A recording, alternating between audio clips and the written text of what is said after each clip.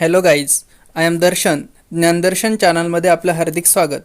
आज आपण बघणार आहोत गॅप म्हणजे जनरली ॲक्सेप्टेड अकाउंटिंग प्रिन्सिपल्स. मग गॅप म्हणजे काय आणि गॅपचा उपयोग कशासाठी होतो, गॅप कसा तयार झाला, हे आपण या आजच्या व्हिडिओमध्ये बघणार आहोत.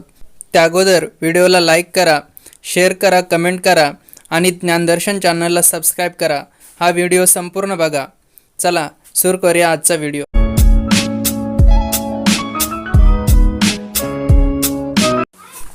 Gap generally accepted accounting principles.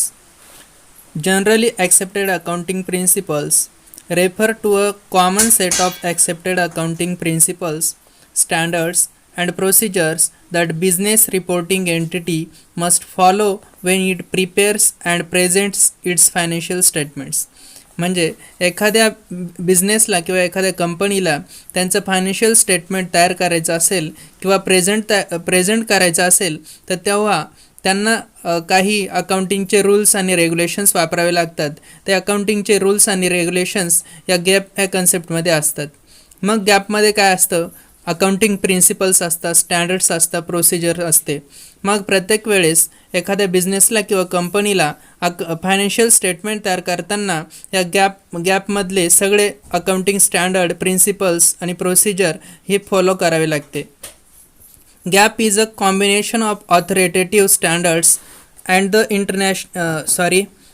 the commonly accepted ways of recording and reporting accounting information. बघा, एखाद्या बिझनेसला जेव्हा त्यांचं अकाउंटिंगची इन्फॉर्मेशन म्हणजे जी माहिती असते तिची नोंद करायची असते किंवा तिचा अहवाल द्यावा लागतो, तेव्हा ते आणि ऑथॉरिटेटिव्ह स्टँडर्ड्स ह्या दोघांचं जे कॉम्बिनेशन असतं त्याला म्हणतात gap. At international level, such authoritative standards are known as International Financial Reporting Standards, and in India, we have authoritative standards named as AS and IND AS.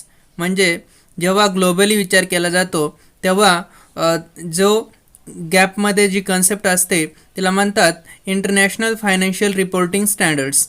म्हणजे जो ऑथॉरिटेटिव्ह स्टँडर्ड्स असतं तो असतो international financial reporting standard IFRS. आणि जेव्हा फक्त भारताचा विचार केला जातो तेव्हा ऑथॉरिटेटिव्ह स्टँडर्ड्स असतं AS म्हणजे अकाउंटिंग स्टँडर्ड्स किंवा IND AS Indian accounting standards. Accounting standards AS are written policy documents issued by the government with the support of other regulatory bodies. बघा, अकाउंटिंग स्टँडर्ड काय असतं?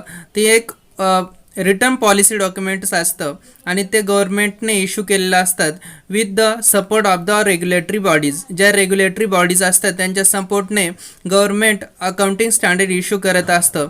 त्या रेग्युलेटरी बॉडीजमध्ये मग मिनिस्ट्री ऑफ कॉर्पोरेट अफेअर्स येतं, त्यानंतर national financial reporting authority हे येतं. मग बघा, Ministry of Corporate Affairs MCA issuing accounting standards for corporates and consultation with National Financial Reporting Authority covering the following aspects of accounting transaction in financial statements. बघा, मग ministry of corporate affairs जे असतात ते national financial reporting ऑथॉरिटीची मदत घेऊन accounting स्टँडर्ड्समध्ये corporate and कन्सल्टेशनशी रिलेटेड अकाउंटिंग स्टँडर्ड इश्यू करत असतात. मग वेगवेगळे अकाउंटिंग ट्रान्झॅक्शन असतात त्यांच्यावरनं आपल्याला जे फायनान्शियल स्टेटमेंट तयार करावे लागतात ते तयार करण्यासाठी याचा उपयोग होतो. मग नॅशनल फायनान्शियल रिपोर्टिंग ऑथॉरिटीमध्ये काय काय येतं? Recognition, measurement, presentation and disclosure इत्यादीचा समावेश नॅशनल फायनान्शियल रिपोर्टिंग ऑथॉरिटीमध्ये होत असतो. The ostensible purpose of the standard setting bodies is to promote the dissemination of timely and useful financial information to investors and certain other stakeholders having an interest in the company's economic performance. मग हे जे accounting standards किंवा IND AS, IFRS हे कशासाठी तयार करावे लागतात?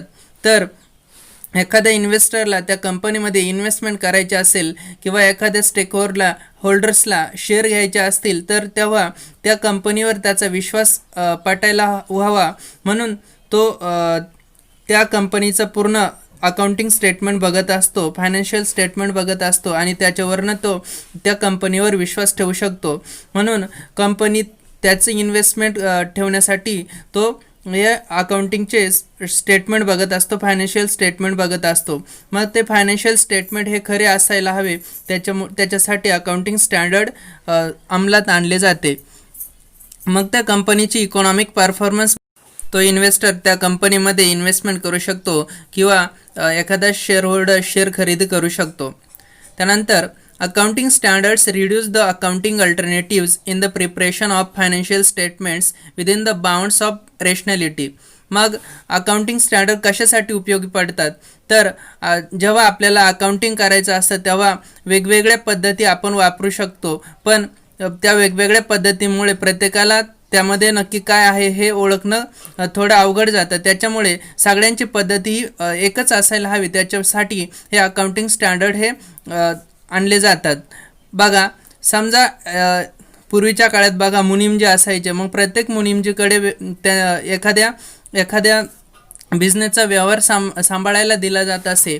मग प्रत्येकाकडे दिल्यानंतर प्रत्येकाची पद्धत ही वेगवेगळी असायची आणि त्याच्यामुळे समजा 3 कंपन्यांचे 3 मुनीमजींकडनं माहिती घेतली तर तिघांची पद्धत वेगळी असल्यामुळे आपल्याला त्याच्यामध्ये काही समजत नव्हते. पण आता अकाउंटिंग स्टँडर्ड असल्यामुळे अकाउंटिंग स्टँडर्ड ही पद्धत संपूर्ण भारतामध्ये एकच असल्यामुळे ते सगळ्यांची पद्धत ही एकच असते, त्यामुळे प्रत्येकाला त्याच्यामध्ये काय आहे हे समजते. म्हणून अकाउंटिंग स्टँडर्ड आणल्यामुळे अकाउंटिंगच्या वेगवेगळ्या पद्धती रिड्यूस करून एकाच पद्धतीने अकाउंटिंग केलं जातं, त्यामुळे सगळ्यांना सोपं जातं. त्यानंतर ensuring comparability of financial statement of different enterprises.